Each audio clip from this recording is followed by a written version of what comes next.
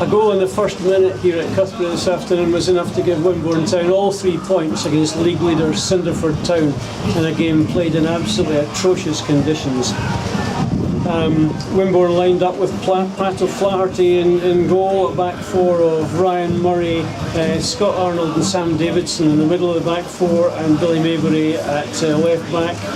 Jack Lupton, Daniel Sullivan, Louis Kellaway and Sam Basin in midfield, and James Stokely and Mark Ford up front.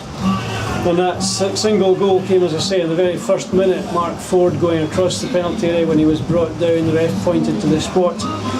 Fordy took the kick himself, it was saved. When the rebound came out, there was, I think, James Stokely to stick it into the net. 1-0 Wimborne. Wimborne playing towards the hospital unusually in the first half, having won the toss and decided to play with the wind, which was really sweeping across the pitch. Not an awful lot of goal-mouth action in the first half. Conditions pretty awful.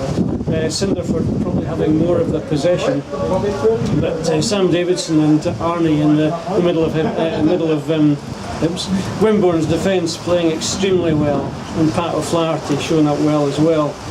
The wind really, though, making good football absolutely impossible. I've written down on 33 minutes neither keeper has made a save yet.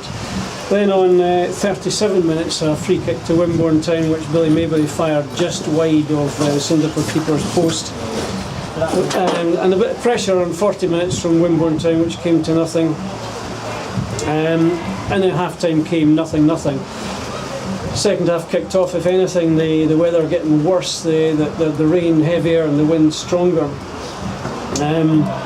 On 57 minutes, a very nice slip by Mark Ford, who got the ball through to Daniel Sullivan, and his dangerous cross went across the goal with no takers. I have to say, was a rare foray into Cinderford territory for Wimborne, who were pretty much camped in their own half for most of that second period.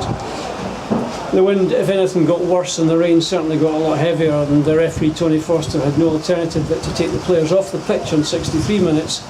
But that was immediately the signal for the weather to improve, and there was only a gap of 3 minutes before we came back on again. The lights came on, and it was like a late November afternoon. Pat O'Flaherty made a super save on 65 minutes, pushing a fierce shot past his left-hand post for a corner, and that led to 4 corners in quick succession for Cinderford Town, most of which were dealt with by Pat O'Flaherty, acrobatically punching or pushing the ball over the bar for yet another corner. Then a shot was, from the final of those corners, a shot was blocked on the line. Really heavy pressure from Cinderford at this point. Simon Brown took Sam Basin off on 76 minutes, replaced him with Ant Waters, but still Cinderford in the ascendancy. On 85 minutes, probably their best chance in the game, a long cross found one of their men at the far post, and his attempt went over the bar when it looked easier to stick the ball in the net. Fordy went off and Taylor Leonard came on 87 minutes, and Wimborne held out for a much needed win and an excellent shutout. I mean, full marks to the defence. Ryan Murray, absolutely superb. The whole defence really, Billy Maybury, Scott Arnold, Sam Davidson, superb. My man of the match goes to Pat O'Flaherty, who's a horrible day for goalkeepers, but he performed ever so well. Really good, resolute defensive performance for Wimborne, and that alone deserved them the three points. Next up for the Magpies, we're away at Wantage next Saturday. There's a coach coming, hope to see you. We're also away next Tuesday. Are we? Not next Monday. No, oh yeah, we are, that's right, never mind. I'm not going to that game. Right. I'm with Simon after today's 1-0 win over Cinderford. Backs to the wall, as you'd said, Simon, but a super defensive performance, really.